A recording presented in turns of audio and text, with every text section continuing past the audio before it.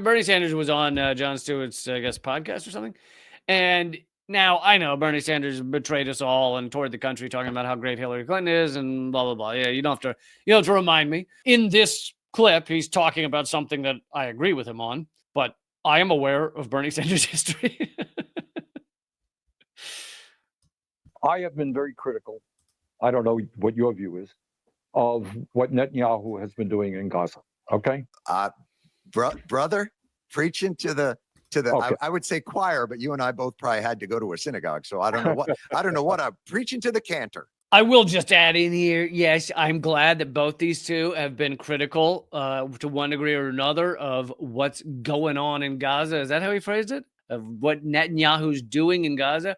I will say that it would be lovely if the two of them would consider using the word genocide. It's a genocide. It's ethnic cleansing. Just try those words out. Just try them. Just try them out for size. I know you don't like it, but just put the gloves on and see how it feels. See how it feels for a minute. I am not nearly as critical of these two as I am of the idiots endorsing the genocide, but it is great that they are critical of Netanyahu. I do think the word genocide needs to be thrown around a lot more, like a lot. Okay, good. Yeah. I introduced legislation that would stop arms sales to Netanyahu. We got 19. Now, another thing I'll throw in here. Absolutely glad he did this. Let's stop arms sales to Netanyahu. Let's stop sending U.S. bombs to rain down on children. That sounds like a really, really good thing to do. Why was that not day one? Why not introduce this bill to stop all arms sales to Israel? Really, it should have been in 1948, but let's give the benefit of the doubt. Let's say, how about October 8th? How about October 20th? How about October 23rd? How about October 24th? Let's go through every day that this bill should have been introduced, and it was introduced like last week or whatever. But anyway. We got 19 votes, which observers thought was very significant. Right. Significant majority of people who consider themselves Democrats agree with us. I got 19 votes. Okay. The American people do not believe that we should be supporting a government that is starving children right now as we speak. Again, I'm glad he's bringing that up. Still needs to use the word genocide. Still needs to use the word ethnic cleansing. These are important words. They're dictionary definitions. Look it up. Use them. I also want to throw in here that he says he got 19 votes, and how many Democrats are in the Senate? I don't know, but it's damn close to 50, somewhere around 50, isn't it? Or over 50, whatever it is right now, or when this vote was had.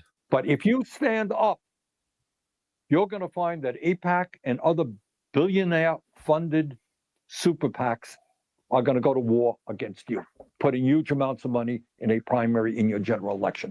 So it's not a question of not understanding. There are many members of the Senate who will come to you privately and say, my God, what Netanyahu is doing is outrageous. I just can't vote because money is going to come and destroy my political career.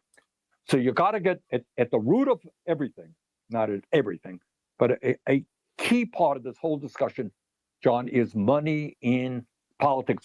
This is an important point that I brought up before. It's not just who gets the most AIPAC money, because there's a lot of talk of that. Look at the list. Oh, Biden gets some of the most. Hillary used to get, when she was in Congress, some of the most. It is partially that. But a big thing is the Israel lobby, not just AIPAC, but the Israel lobby in general, is going to throw money to the opponents of whoever does stand up next to them. And they succeeded in getting Cory Booker out and a couple others out of Congress. And they tried very hard to get AOC and Rashida Tlaib out. And this is not saying I agree with everything all these people do, but it's the money that goes to the other side. If you stand up against AIPAC, or stand up against it, sorry, not AIPAC, but Israel. If you say, hey, I don't want my money going to bombs to kill children, if you do that, you will the opponent will be flooded with money to get you out of Congress. So it's not just who's on the AIPAC biggest list. But anyway, let's continue. People cannot vote their conscience. They can't vote their intelligence when they know if they vote against the corporate world or the big money world, they're going to get defeated at the polls. I like that Bernie Sanders thinks that Congress has a conscience. he thinks that Congress can't vote their conscience. These are almost exclusively, with a tiny number of exceptions, sociopaths. Like, these people are they're fine with murdering children. That's who they are. It's not, well, if they just voted their conscience, man, I'll tell you, all of them, they're just sobbing into their soups at night over what's going on in Gaza. I don't think they are. I think most of them are sociopaths. And that's also how the system is set up, to make sure that those sociopaths get into power. That I have to say, that's an incredibly dispiriting statement, because it speaks to, it's not ignorance, it's willful and it's cynical. No. I'm always fascinated. I mean, maybe this is what you need to do to be a really successful interviewer and really successful in the mainstream media world and stuff. And maybe it's what I suck at. But it's one thing to ask a question that you know the answer to because you want to see your guest, such as Bernie Sanders, answer that question. But I'm always amazed with the people who get the answer and then go, wow. They either have a look on their face or they literally say, I had no idea. Like, this is the first time he's hearing that the money will flood to the other side if you vote against something, if you vote against Israel. Like, there's that. He goes, that's really dispiriting to hear. And maybe this is how you have to be a mainstream figure. And so Americans who are hearing that for the first time go, oh, he's like me. I just heard that for the first time too.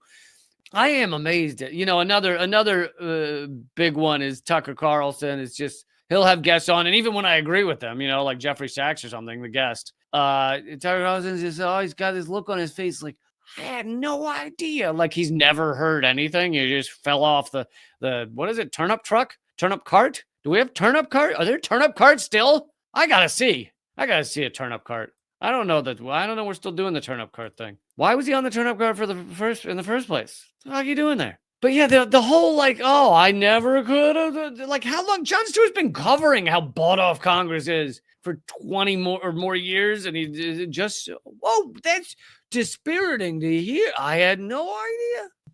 That's not well. But look, John, you're a politician. You're a United States Senator. You're thinking about, the issue. All right. The prescription drugs are too high. You want to vote with your constituents, but you know that if you take a bold step to take on the greed of the pharmaceutical industry, they're going to pour huge amounts of money and defeat you. All right. That's what you got to be thinking about. Now, so, you can blame the politician there, but he said, yeah, well, I'm going to get beaten by somebody who's the worst, right? The system is broken and corrupt, the political system. Right. And that's what we have to address.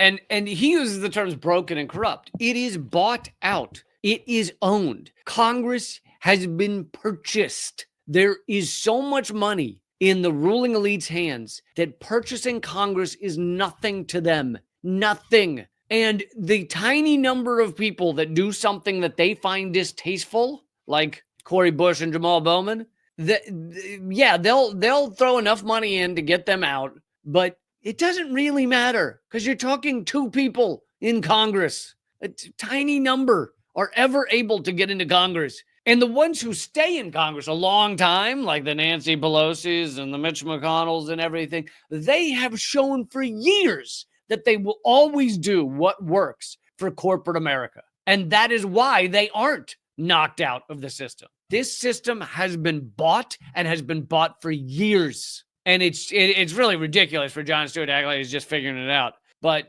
it's meaningless. It's meaningless. And they want to tell you that the only answer is to vote for these same clowns. No. Yes, you should still vote because there's down ballot stuff and sometimes there's ballot initiatives and things that can matter. But at the federal level, it is bought. It's over. It's done. We need to change the system way outside of voting. Voting, in many ways, is a release valve to make you feel like you did something that might create some change. At the federal level, it will not.